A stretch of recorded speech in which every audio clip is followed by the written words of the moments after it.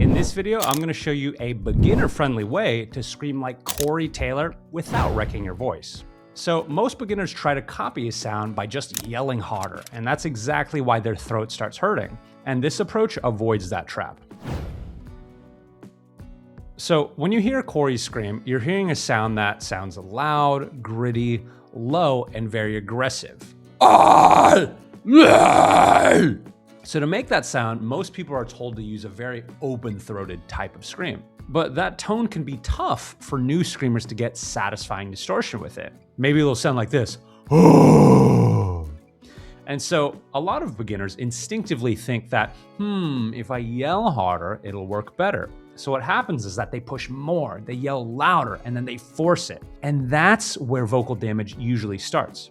So that open-throated distortion Corey uses is called a false chord scream.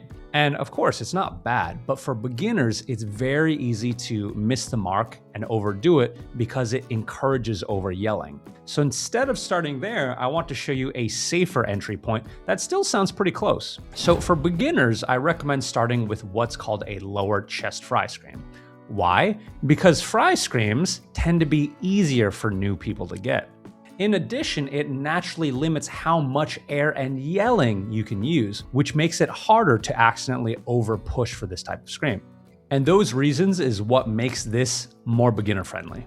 Okay, so let's get into how to actually do this scream. So step 1, create the distortion. Okay, so here's how to start. First, I want you to act like you're puking or throwing up. And if you do this right, you should feel this low, wet, gurgly sound in your throat, and you should feel like it's not scraping you up or giving you a burning sensation. And yes, there's effort, but it comes from your stomach, not yelling louder. If you feel like you need to scream harder to make it work, stop. That's the danger zone. So step 2, we want to make it sound more open. So Corey's scream sounds huge because of mouth shape, not extra force. So when we're trying to do this scream in his style, we want to use big open vowels, especially O and Ah. And we want you to take your low fry scream and shape it with those vowels. And if you do this, then you'll go from sounding maybe like this to maybe like this.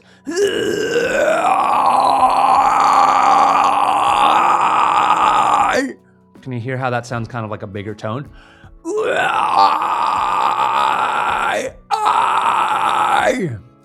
Okay, so step 3, this is where we make it sound a lot more mean and aggressive. And to do that, we want to add voice very carefully.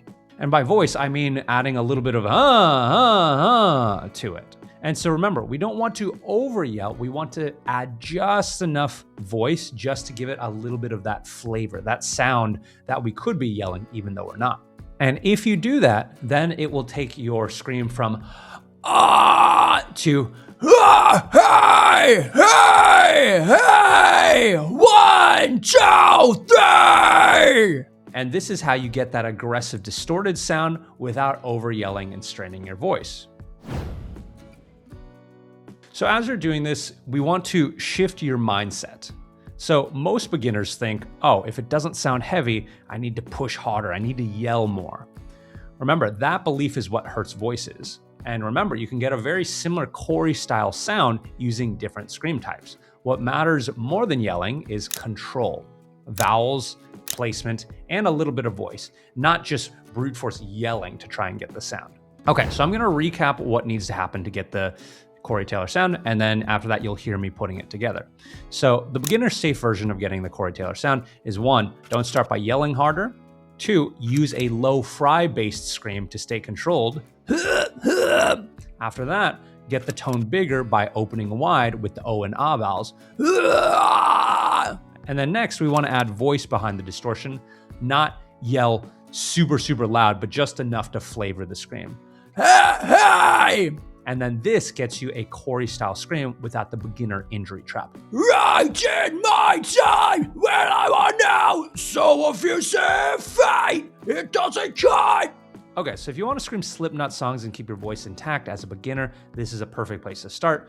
But if you want to learn real false chord screams safely, or if you're feeling throat pain and you don't know how to navigate it, I've got a free guide linked below that walks you through it step by step.